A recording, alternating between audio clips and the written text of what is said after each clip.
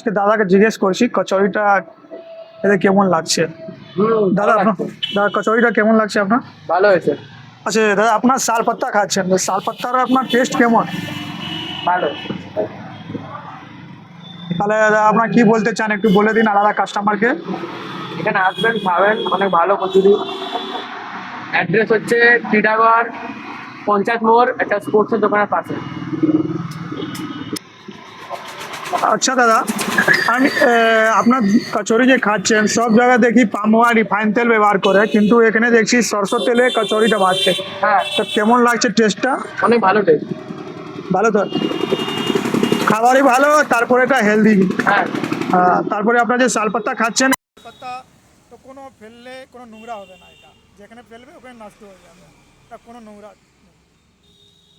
তাহলে আবার আসবেন তো এখানে খেতে? হ্যাঁ, তাহলে আপনার কাস্টমারকে বলে দিন এখানে আসতে। হ্যাঁ, এখানে আসবেন, খাবেন।